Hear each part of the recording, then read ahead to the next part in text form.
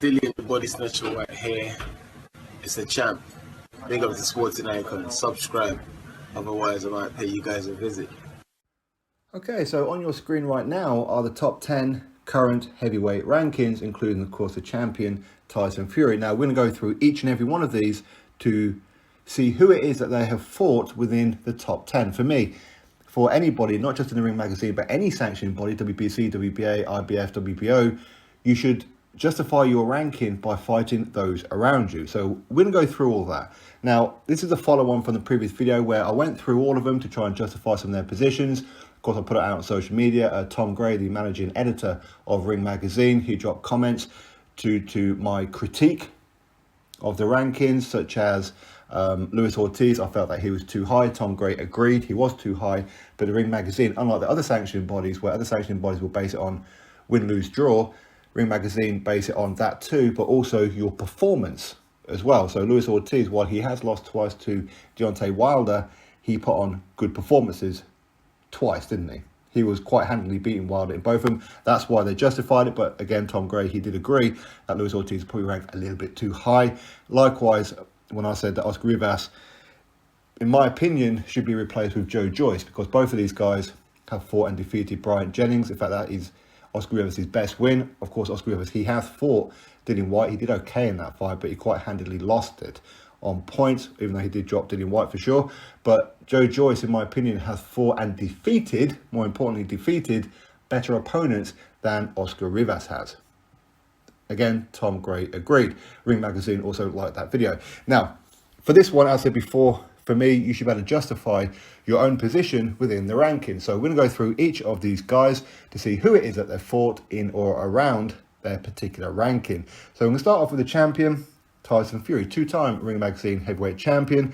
And again, as a side note, for me, I think anybody who holds the Ring Magazine championship, for me, it's the Rocky Balboa belt. For me, whoever holds that should be the number one in the division. Whether you believe Tyson Fury is number one or Anthony Joshua, that will soon be decided this summer. All going well, okay, touch wood that it will. And the winner of that fight will walk out the legitimate number one. Okay, and again, it kind of goes hand in hand with lineal as well. Of course, Tyson Fury is lineal, along with WBC champion as well. But lineal, is he true lineal? For me, no. I'd love to say that he is. Of course, I'm a huge fan of Tyson. But for me, no, he's not. The last lineal champion was Lennox Lewis. When he retired, lineal stayed with him. The next lineal champion should be undisputed. Okay? So the winner of Fury Joshua, again, walking out with all the marbles and will be the true lineal. But it is what it is. But Tyson Fury done fantastically well. In fact, he's the only heavyweight currently to have held every belt that the heavyweight division has to offer to him, including, of course, all the world titles, including Ring Magazine, plus British, Commonwealth and European.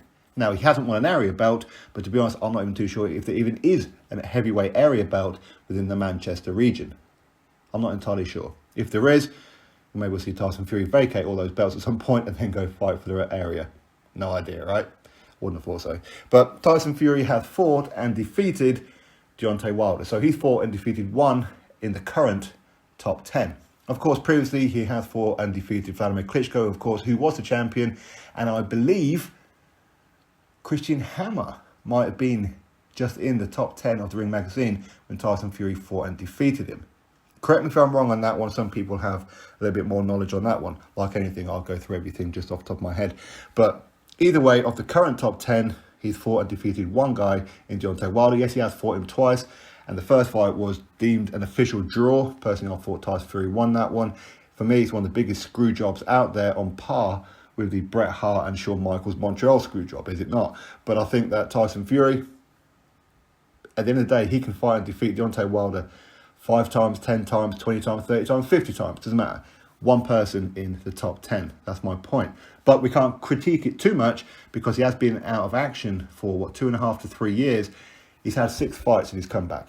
And inevitably, he's going to be fighting a couple of gatekeepers, knockovers, should we call it. So, again, we do have to be a little bit lenient with Tyson, but he's still going to get in there with Anthony Joshua next. Okay? So, huge credit. I'm very, very proud of Tyson Fury. So, Anthony Joshua, ranked number 1 currently. He is, of course, the WBA, the IBF and the WBO heavyweight champion of the world, unified of course, along with the IBO, but I don't really care for that belt if I'm being brutally honest, and 2-time as well. Now, Anthony Joshua has fought and defeated Dillian Whyte, Joseph Parker, Andy Ruiz Jr. and Alexander Povetkin, so 4 of the top 10. Of the current top 10, okay? Yes, he does have a loss to Andy Ruiz Jr., but of course he's also fought him again and defeated him. So again, Anthony Joshua currently has fought and defeated every man that he's ever faced, much like Tyson Fury has, okay? So 4 of the top 10, again, Anthony Joshua. If we look back over his career, other names you can pull out, again, Vladimir Klitschko, who's ranked at number 1 at that point, okay? But that would have been 1 at the time, and Kubrat Pulev as well was ranked in the top 10 of the Ring magazine when Anthony Joshua fought him only a couple of months ago, okay? And there was somebody else as well, but I forget who it was. I don't think it was Takam. But anyway, is what it is. On the current top 10, Anthony Joshua has fought and defeated 4 of the top 10. That's pretty incredible, isn't it? Considering that Joshua's only had, 24, 25 fights? Pretty incredible. Number 2, Deontay Wilder, former WBC heavyweight champion, of course, has fought and defeated Luis Ortiz. He's done it twice, of course, but Luis Ortiz, he fought and defeated 1 guy. He has fought Tyson Fury. He got a draw, again, screw job, but then got comprehensively beaten the shit out of in the rematch, okay? But he's fought and defeated 1 guy, Luis Ortiz. If we look back on his career, potentially Bermain Stavern, because he was WBC champion after defeating Chris Arreola of all people. Listen, Bermain Stavern, I don't really remember if he was ranked in the top 10. I'm presuming that he was because he was a champion. But Bermain Stavern, he turned pro, he was crap. Okay, he's been pretty much crap throughout the majority of his career. He's always had a decent punch, but he's been crap. When he fought Wilder, he was crap. In the rematch, he was definitely crap. And Bermain Stavern woke up yesterday morning crap. He woke up today crap, and tomorrow morning he'll wake up crap also. Okay, but still, I believe he was a top 10 at that time. But on the current top 10, Deontay Wilder has fought and defeated 1 guy in Luis Ortiz.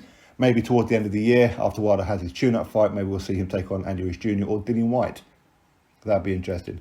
So, speaking of Dillian Whyte, number 3, the WBC interim world heavyweight champion, has fought and defeated Joseph Parker, Alexander Povetkin, and Oscar Rivas. So he's fought and defeated 3 of the top 10. Now, this is a guy with 37 fights, amateur and pro combined. And he's got 3 victories over 3 of these top 10. Of course, he has fought Alexander Povetkin twice now. First time, of course, he lost. And he has fought and got defeated by Anthony Joshua as well. But yet, people want to criticise Dillian Whyte. What exactly are you criticising? I have no idea. Dillian Whyte has done fantastic, let's be honest with it. When it comes to Luis Ortiz, again, very, very high ranking, has fought and defeated nobody. So this will back up what it is I've been saying before. He fought and defeated nobody. He has fought Deontay Wilder twice, but didn't get a win. So for me, Luis Ortiz needs to justify this ranking by fighting somebody within that top 10. I don't care if it's Joseph Parker, that would be an interesting one. The winner of Joseph Parker, Derek Chisora. Do something. Luis Ortiz, do something to justify your position. For the love of God, do something. Go fight Alexander Povetkin. That'd be a great fight, wouldn't it? But either way, Luis Ortiz has fought and defeated nobody in the top 10. Joseph Parker has fought and defeated Andy Ruiz Jr. 1. Okay, so that would probably justify a top 10, would it not? No matter where you put Joseph Parker in the top 10, for me, that would justify a top 10 position. Of course, he is former WBO World Heavyweight Champion, but he has also been in there with Anthony Joshua and Dillian Whyte. So he has been in there with 3 of the current top 10, but has a victory over 1 in Andy Ruiz Jr. Andy Ruiz Jr., of course, is next, has fought and defeated 1 also of the top 10 in Anthony Joshua. He lost to Anthony Joshua in the rematch, and previously he lost to Joseph Parker. So he has fought a couple of these guys, but has a victory over 1 in Anthony Joshua. So again, that would justify a top 10 for sure, no matter whereabouts it is that you put him. Michael Hunter has fought and defeated nobody. But apparently he will be taken on Filip Perkovic next for the official IBF mandatory position, currently in purse bids, or at least contract negotiations right now. So for me, that will probably justify that kind of level. Would he be number 7? Maybe a little high, but he does have a draw with Alexander Povetkin, Of course, he's currently number 8. And he has fought but lost to Alexander Usyk. But it was at cruiserweight. Okay, but currently, officially, Michael Hunter has fought and defeated nobody in the top 10. But Michael Hunter seems to be one of these guys where he's quite capable of doing very, very well against any of these guys, really, isn't he? Very, very good fighter. For me, arguably number 1 or number 2 American heavyweight currently. But, again, that's just my thoughts. Alexander Povetkin, he's a shoo-in to be a Hall of Famer, is he not? He really is. But, just go on the current top 10, Alexander Povetkin has fought and defeated nobody. Sorry, yes he has, Dillian Whyte. My bad. How convenient that kind of fight slips my mind. But he has fought and defeated Dillian Whyte. Of course, he lost to Dillian Whyte recently in the rematch, and he got a draw with Michael Hunter. So, at a bare minimum, he's at least willing to try, which is more than a couple of others are, like Ruiz Ortiz. So, Alexander Povetkin, for me, that would justify a top 10 ranking. Alexander Povetkin versus Ruiz Ortiz. Loser walks off into the sunset. Winner at least goes for one more crack at a world title. Why not? Okay, but Alexander Povetkin, if we look back over his career, he has fought and defeated some legitimate top 10s. He has, but he has also been in there with the likes of Anthony Joshua, of course, previously, and he does have a draw with Michael Hunter, but of course with Vladimir Klitschko back in the day as well. Okay, so he's at least willing, all right? Oscar Rivas has fought and defeated nobody, but he has fought Dillian Whyte. Of course, he come up short in that particular fight, and Oscar Rivas, he will be taking on Brian Jennings in a rematch for the WBC Bridgerweight World title. Is what it is, okay? No idea if the Ring Magazine are buying into the Bridgerweight division or not. No idea. But currently, Oscar Rivas, for me, I can't justify that ranking for him. I really can't. But anyway, we'll have to wait and see in time as to what he does. Alexander Usyk, currently in number 10. So that finishes it all off, where Alexander Usyk has fought and defeated Michael Hunter, but that was at cruiserweight. But so officially, at heavyweight, we can't really give him that.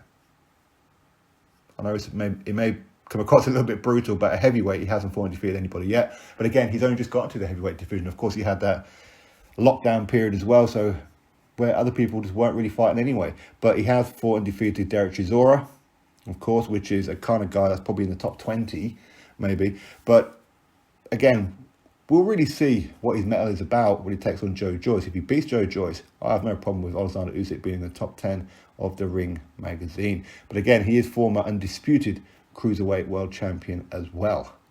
Okay, so anyway, that's my thoughts on the top 10 for the Ring Magazine. For me, Anthony Joshua, of course, he's leading the pack with 4 victories over 4 guys. Dillian Whyte in second place with 3 victories over 3 guys. Okay? Drop your thoughts below. Click thumbs up, subscribe. Catch you on the next video.